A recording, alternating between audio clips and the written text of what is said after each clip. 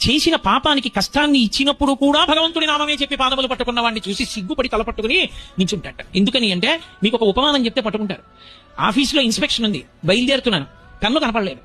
నేను కొత్త పెన్ను తెచ్చి ఇక్కడ పెట్టగానే నువ్వే తీసేస్తావు పెన్ను, నువ్వే తీసుంటావు. ఏది పెన్ను అని అడిగాను నా కూతుర్ని. నాన్నగారండి నిజంగానే తీయలేదు నాన్నగారండి, మీ పెన్ను నాకు తెలియదు నాన్నగారండి అంది. నువ్వే తీసుంటావు అని చెప్పి దాన్ని నింద చేసి ఒక్క మొట్టికాయ కొట్ట తల పట్టుకుని ఏడుస్తుంటే వెళ్ళి గబగబా నా పరుసు అవి తీసుకుంటుంటే పెన్ను స్టాండ్ లో పెట్టవలసింది పరుసు పక్కనట్టే ఎందుకు.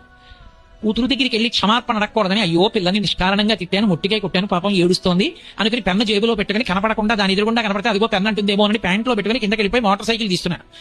అది ఏడుస్తున్న కళ్ళు ఇలా తుడుచుకుంటూ హెల్మెట్ పట్టుకుని పరిగెత్తుకొచ్చి, నాన్నగారండి హెల్మెట్ మర్చిపోయారు, మొన్న పోలీసులు పట్టుకుని 100 రూపాయలు చలానా వేశారన్నారు, అందుకని హెల్మెట్ పట్టుకొచ్చాను నాన్నగారండి, పెట్టుకోండి అని ఇచ్చి టాటా నాన్నగారండి అని అనుకోండి.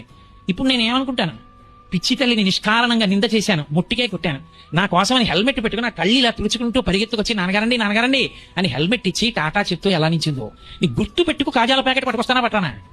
లౌకికంగా ఒక్క బిడ్డని కన్నా నాకే నేను దాన్ని బాధ పెట్టినా నా మీద ప్రేమతో తిరిగితే కదిలిపోతే, ఎప్పుడో నేను పాపం చేశానని ఇప్పుడు నాకు కష్టాన్ని ఇచ్చి కష్టం ఇచ్చినా రామనామం పట్టుకుని రామపాదాలు పట్టుకుంటే రాముడు కుపితుడైపోడు. ఆ కష్టాన్ని తట్టుకునే మనసైనా ఇస్తాడు, కష్టాన్ని అయినా తగ్గిస్తాడు. ఔషధం అంటూ లోకంలో ఉంటే రామనామం రామకథ పట్టుకోవాలి భగవంతుని పాట. అంతేగాని కష్టం వచ్చింది కాబట్టి నేను భగవంతుడిని వదిలేస్తాను అనుకున్నవాడు, నాకు అనారోగ్యం వచ్చింది కాబట్టి హాస్పిటల్ నుంచి పారిపోతానన్న వాడితో సమానం.